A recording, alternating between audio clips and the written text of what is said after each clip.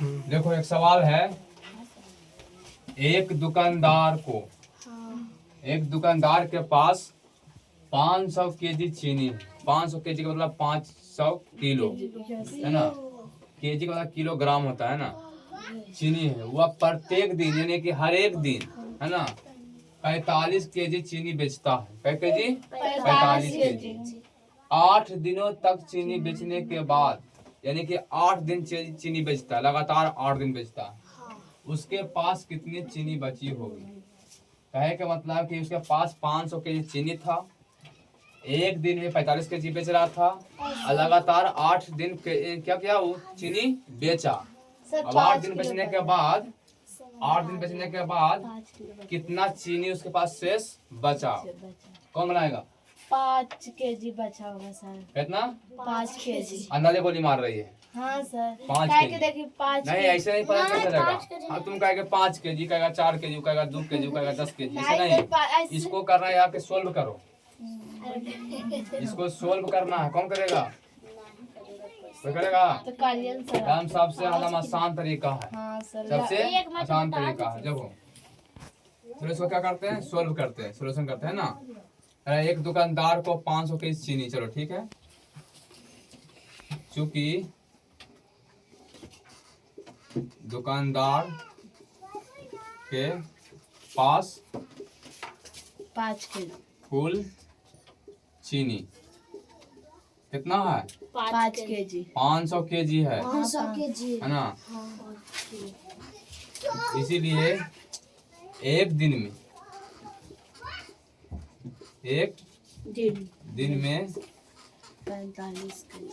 45 KG चीनी बेचता है। क्या केजी चीनी बेचता है? इसीलिए 8 दिन तक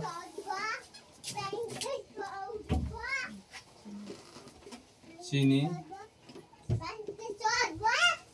बेचने पर है ना।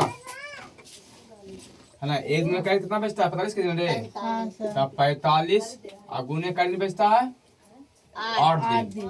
8 दिन है ना। देना करो 8 पे 40 के 0 बचा में 4 और 8 से 32 4 36।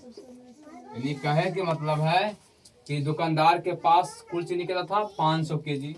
उसमें एक दिन में कितना चीनी बेचता है? 45 केजी। तो अगर 8 दिन चीनी बेचने के बाद 45 गुने 8 करेंगे तो क्या टोटल निकल गया चीनी का दाम। अब कुल चीनी के पास कितना था? इसीलिए है ना कि कुल चीनी बराबर कितना होगा? 500 और माइनस 360।